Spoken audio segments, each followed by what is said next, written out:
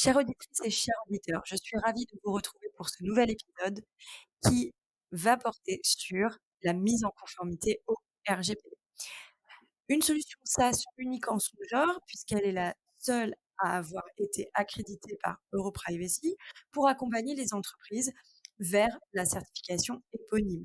Cette solution, c'est Smart Global Governance, qui a été fondée en 2019 et qui est une entreprise spécialisée dans l'édition de solutions d'entreprise risk management que vous retrouvez sous l'acronyme ERM. Cette solution a pour objectif de faciliter et de structurer la gestion des risques, la conformité et évidemment la gouvernance. Comment? Eh bien, grâce à des technologies novatrices. Et pour en parler en détail, j'ai le plaisir d'accueillir Olivier Quillot, qui est CEO de Smart Global Governance. Olivier, bonjour et merci d'être au micro de la Robe numérique.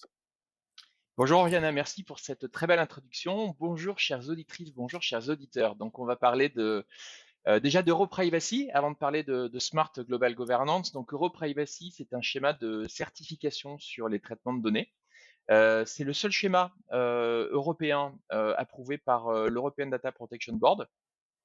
Les parties prenantes pour pouvoir obtenir une certification EuroPrivacy, ce sont les organismes qui en font la demande, euh, parfois accompagnés par un implémenteur.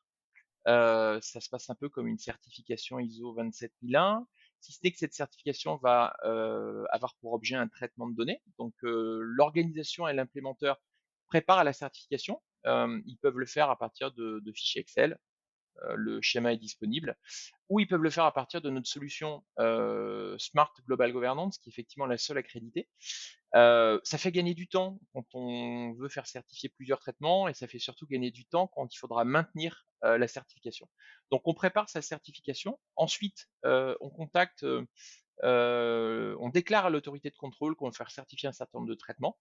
Là on choisit un tiers certificateur indépendant qui va venir vous rencontrer et qui va échanger avec vous des informations via Smart Global Governance sur le niveau de votre niveau de certificabilité.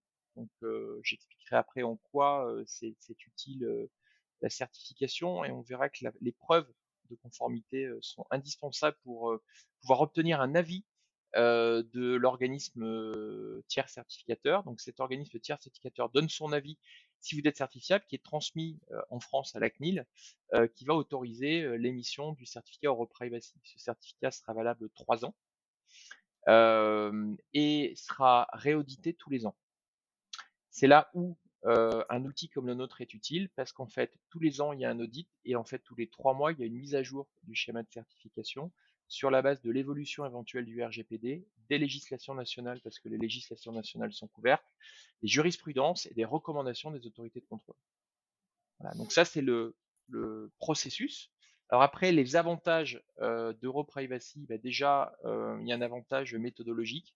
Quand on se prépare à une certification, c'est structurant. C'est d'autant plus structurant qu'EuroPrivacy est un schéma avec des recommandations pratiques. Souvent, les délégués à la protection des données se posent des questions sur comment interpréter un des éléments du règlement européen.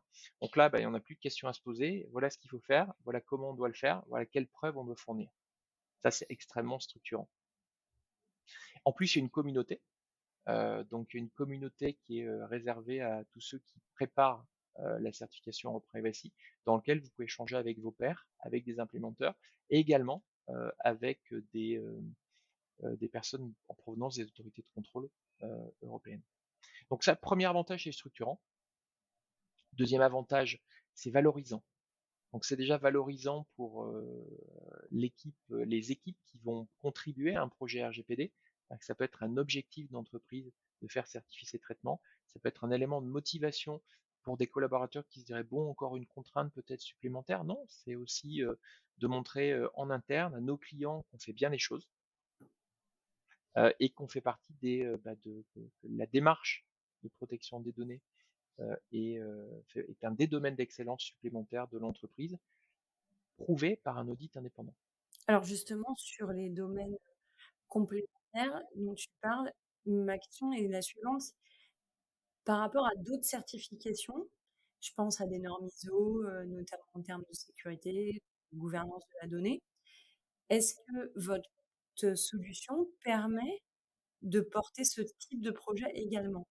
Oui, tout à fait, parce que alors là, donc Smart Global Governance, c'est une solution de gestion des risques d'entreprise. Ça veut dire qu'on va couvrir, les 8 risques principaux des entreprises, dont, donc les 8 sont sur notre site, hein, www.smartglobalgovernance.com, mais globalement, on couvre les risques IT et digitaux, dans lequel on va avoir 60 standards, de cybersécurité et de sécurité informatique qui sont intégrés et cartographiés en termes d'exigences entre eux. Donc on travaille toujours par écart, par exemple entre l'ISO 27001 et du SOC.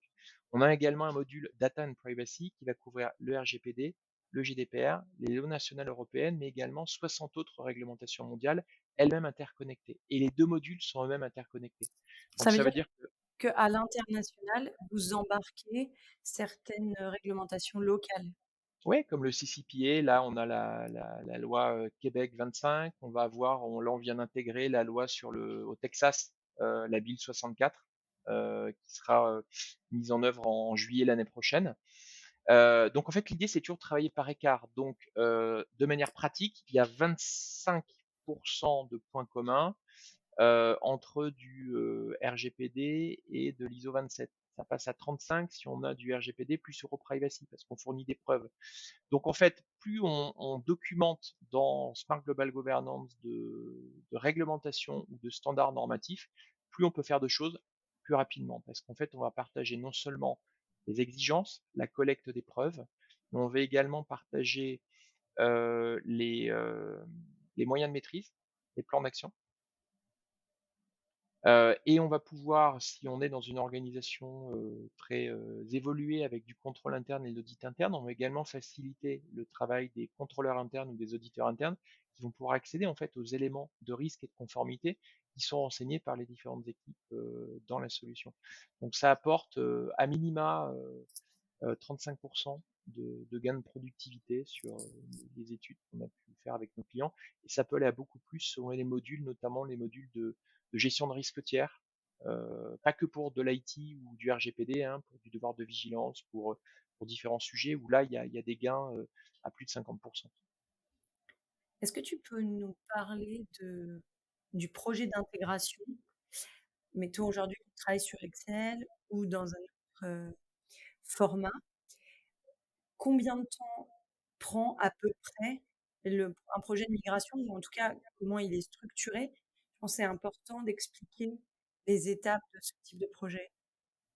Alors oui, bien sûr, un projet en fait prend en moyenne 12 semaines. C'est bien une moyenne, avec la première semaine le planning des ressources, ensuite c'est le déploiement de l'infrastructure technique. La solution peut être déployée dans 80 pays, peut être déployée également chez le cloud service provider du client ou on-premise. Ensuite, il faut configurer la solution. Donc la configuration de la solution, elle peut se faire de manière autonome, y compris l'import de l'existant. Souvent, on recommande que cette intégration soit accompagnée. Donc, on a tout un réseau de partenaires certifiés Smart présents dans une centaine de pays. Pourquoi? Parce que c'est intéressant de se poser la question sur le bien fondé et la complétude des schémas à digitaliser, pardon, des schémas, des processus, pardon, à digitaliser, pour s'assurer qu'ils sont complets. Ensuite, il y a une phase de formation qui dure à peu près 2 semaines. On a des e-learning intégrés non seulement sur notre solution, mais également sur tous les domaines de risque et de conformité qui sont couverts par notre plateforme. Pour rappel, on couvre à date 170 normes et réglementations. Après, il y a le lancement. Et là, c'est le support qui se met en place. Ok. Aujourd'hui, votre business model, c'est pas vous qui implémentez la solution chez les clients, vous passez par des intégrateurs, des partenaires. Pourquoi ce choix? Alors en fait, pourquoi ce choix? Parce que donc oui, nous passons par des intégrateurs et des distributeurs. Alors il y a deux raisons à ça. La première, c'est pour une question de qualité de service par rapport à nos clients. La solution est prête à l'emploi. Donc pour une PME, ça s'emploie directement. En revanche, quand on passe à une ETI ou à un très grand compte, il y a différentes parties prenantes qu'il faut convaincre. Il y a beaucoup d'intervenants. qui sont amenés à intervenir quand notamment on est dans des logiques de multiconformité sur plusieurs lignes de défense. Et ça, pour coordonner ces réunions, c'est un métier. C'est un métier de cabinet de conseil qui n'est pas le même métier que celui d'un éditeur logiciel. Donc la première raison, c'est pour permettre à nos clients d'avoir le choix de faire eux-mêmes ou de se faire accompagner par des experts qui ont l'habitude, mais des vrais experts en gestion de projet, en conduite de changement, sachant que notre expertise à nous, c'est de construire l'optimum en termes fonctionnels de solutions pour nos clients. Et on existe depuis 4 ans, on a une solution aujourd'hui qui a un spectre beaucoup plus large, tout en étant très modulaire et accessible que la plupart des solutions du marché. D'ailleurs, les cabinets américains comme IDC, Gartner, Forrester nous positionnent comme parmi les leaders mondiaux dans le domaine du fait de la couverture de nos solutions. Donc, la deuxième raison, c'est qu'on veut se concentrer sur notre métier qui est de faire de l'excellent logiciel. Et puis enfin, la troisième raison, c'est notre ambition. On est parti de France. Aujourd'hui, on a des utilisateurs dans une centaine de pays. On veut construire une solution française, européenne, d'envergure mondiale. Et pour ça, il faut de la scalabilité. Et la scalabilité, ça passe par des implémenteurs, des réseaux de distribution à l'international. Est-ce que ça veut dire qu'il y a plusieurs langues implémentées sur l'outil? Il y a 40 langues, les 40 premières langues mondiales qui sont implémentées dans notre solution. C'est très clair. Aujourd'hui, tu regardes dans les éditeurs de logiciels sur un périmètre équivalent, il y a pas mal de concurrents. C'est un secteur en tout cas qui est assez porteur. Pour toi, quels sont les véritables enjeux pour faire le bon choix? Alors, pour faire le bon choix, alors il y a plusieurs choses. Le premier sujet, c'est qu'il faut avoir le soutien du management, parce que ça va mobiliser des ressources et du budget. Donc le premier enjeu, c'est ça. Le deuxième enjeu, c'est de savoir clairement à quoi on veut parvenir. Globalement, il y a 3 niveaux de maturité sur le marché. Le premier niveau de maturité, on veut régler un besoin ponctuel. Je veux traiter ma conformité RGPD, je veux traiter ma conformité Sapin 2. Sur ce niveau-là, il y a beaucoup de solutions effectivement sur le marché. Il y a des modules smart qui ont été primés, qui sont aussi bons, voire meilleurs que les logiciels spécialisés. Après, il y a le deuxième niveau de maturité, ceux qui commencent à se dire, mais finalement, il y a du point commun entre du sapin de la RSE, entre de la RSE et puis du RGPD, et on aurait intérêt, même si on travaille tous en équipes différentes, à se coordonner. Donc là, c'est un niveau de maturité chez nous qui correspond à un module qui s'appelle Integrated Risk Management, gestion des risques intégrés, qui permet en fait de réduire le travail redondant entre les équipes et d'avoir des états sur les risques ponctuels. On peut faire ça tous les 3 mois, tous les 6 mois. Ensuite, on va avoir le troisième niveau de maturité qui est celui de l'Enterprise Risk Management. Là, il n'y a plus d'acteurs européens. On est les seuls avec des Américains, qui là permet de faire du risk management. Le risk management, c'est de l'évaluation de risque en temps réel. Donc, c'est synchroniser toutes les sources d'informations internes et externes possibles pour pouvoir donner à tous les échelons de l'entreprise, pour toutes les lignes de défense, le niveau de risque du moment, le futur en termes planifiés, et puis le résiduel si on veut faire tout ce qu'on avait à faire pour bien faire les choses. Donc on est vraiment dans l'arbitrage, dans l'agilité. L'idée étant enfin les enjeux, et pour le coup je reviens à la question sur les enjeux, quand on est sur ce troisième niveau de maturité, c'est de pouvoir envisager les risques, même peu probables, mais ayant un très fort impact, et de pouvoir préparer des plans de continuité pour y faire face. Est-ce que dans le cadre de l'outil, on a une évaluation du montant financier associé au risque? Ouais, et les montants financiers, les ressources à impliquer, les délais également, et puis les effets en termes de réduction d'impact, puisque finalement tout ça c'est un mix. Alors il y a des méthodes qui existent, il y a aussi des entreprises qui ont leurs propres méthodes. Et une des grosses difficultés quand on a des fichiers Excel et quand on a créé ces méthodologies depuis des années, c'est de trouver un outil justement qui permet de reproduire ça. Nous, on a conçu un constructeur de critères d'analyse de risque de calcul de formules de risque et de méthodologie d'agrégation de risque. Donc on peut utiliser du standard, on peut reproduire dans notre solution sa propre méthodologie, importer ces éléments et fonctionner comme on avait l'habitude de faire en gardant son historique. Donc en termes d'accompagnement au changement sur cet aspect-là, finalement, c'est plus faible.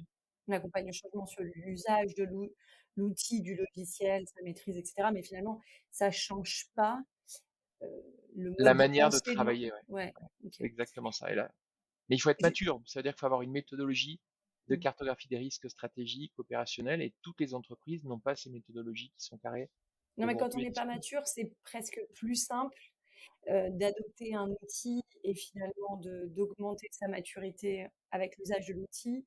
Quand on est très mature, c'est compliqué de faire des changements. Ça peut être des projets assez lourds, des projets très structurants aussi, mais parfois assez lourds. Tout à fait. Sur, sur ce que tu expliquais vis-à-vis de l'ensemble des pays, je trouve que je reviens là-dessus parce que aujourd'hui c'est un véritable enjeu. On a des réglementations qui naissent, et c'est heureux, partout dans le monde, et donc le RGPD a fait de petit. La complexité de cette mise en musique de l'intégralité des normes, pour moi, me paraît vraiment être un enjeu, même quand on est une PME, parce que dès qu'on envoie de la donnée à l'international, dès qu'on a des zones de production, des collaborateurs, des sous-traitants, c'est là qu'on va aller, euh, on a ces questions-là qui arrivent de conflits de normes, etc. Donc la question est, au-delà de savoir si on est conforme au RGPD, c'est est-ce que déjà il est conforme à ces réglementations locales. Aujourd'hui, l'évaluation des tiers devient donc un enjeu essentiel. Est-ce que vous avez un module dédié à l'évaluation des tiers? Alors oui, totalement. Ça s'appelle le module tiers d'ailleurs, qui permet en fait d'évaluer les tiers à 3 niveaux. Le préalable peut être de connecter notre solution au CRM, à l'ERP, au système de procurement pour récupérer les listes de tiers, clients ou fournisseurs, et de permettre aux clients, et c'est le premier niveau de validation, de définir des critères d'importer ces critères de base chez nous pour faire un premier scoring. Par exemple, ça peut être un score pays, ça peut être un score activité, un score flux financier, et donc là, ça va permettre d'avoir des couleurs, du vert, de l'orange, du rouge. Le vert est renvoyé, resynchronisé vers les applications sources. L'orange et le rouge peut être traité selon la procédure interne du client avec soit des questionnaires. Donc on a des questionnaires prêts à l'emploi reprenant les principaux domaines, la qualité, la RSE, la privacy, la cybersécurité. Donc tout ça est déjà préexistant. Ils sont également croisés entre eux pour éviter de plusieurs fois de poser la même question. Le client peut mettre ses propres questionnaires et créer des règles d'analyse automatique des réponses. Donc orange ou rouge, le client peut envoyer des séries de questionnaires. Il peut également se connecter aux bases de contenu du marché. On a des partenariats avec Altares, par exemple, en France, qui permettent de la récupérer en plus des due diligence. Et quand le client veut aller plus loin et récupérer et peut-être externaliser les due diligence, on va avoir des partenariats avec des entreprises comme Forward, qui s'appelait avant Avisa Partner, ou des entreprises comme Squarelo, par exemple, qui proposent des éléments de due diligence. Et tout ça, en fait, est concentré dans le système. Tout ça est monitoré. Donc, s'il y a des événements qui amènent à changer le score de risque initial parce que les montants ont évolué ou parce qu'il y a une personne politiquement exposée qui est détectée chez le tiers, le système est en veille, il permet de refaire l'évaluation et de suivre le processus. Alors quand je dis suivre le processus, c'est que il peut y avoir des niveaux d'escalade, il peut y avoir des niveaux de validation qui sont reproductibles par une interface simple dans Smart ERM, en tout cas dans le module de gestion d'un risque tiers.